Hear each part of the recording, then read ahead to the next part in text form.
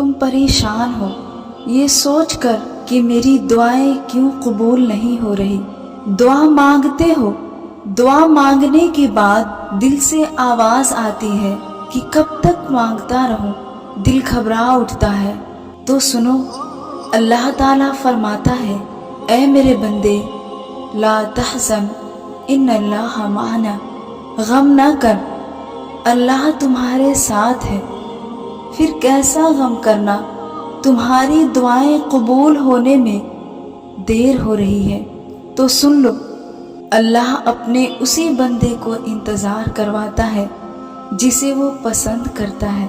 सुन लो, हुजूर अकरम सल्लल्लाहु अलैहि वसल्लम ने फरमाया कि अल्लाह ताला से ऐसी हालत में दुआ किया करो कि तुम कबूलियत का यकीन रखा करो और ये जान लो कि अल्लाह ताला गफलत से भरे दिल से दुआ कबूल नहीं करता। अगर अल्लाह ने तुम्हारे दिल में ये बात डाली है और दिल की बात ज़बान तक आ ही गई है, तो फिर मायूसी कैसी। जिसने तुम्हारी ख्वाहिशों को ज़बान तक लाया है वही उसको पूरा भी करेगा, बशर्ते कि तुम उस पर यकीन रखो।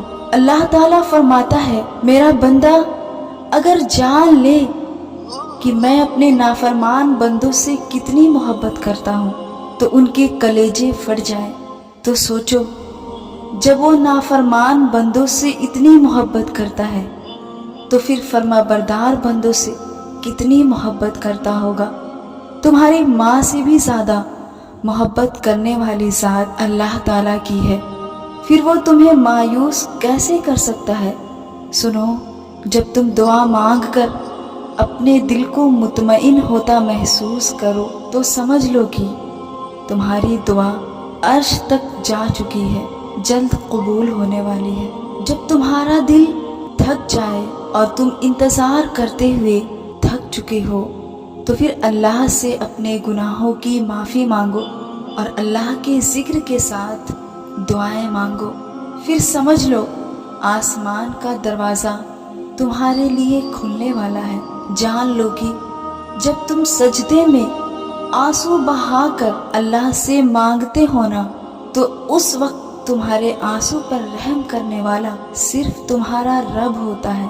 और अल्लाह के राज़ी होने की एक निशानी ये भी है कि जब तुम मुसीबतों में घिरे होने के बावजूद अल्लाह पर भरोसा करके मुतमईन हो जाते हो तो तुम्हारी दुआएं अल्लाह ज़रूर सुनता है।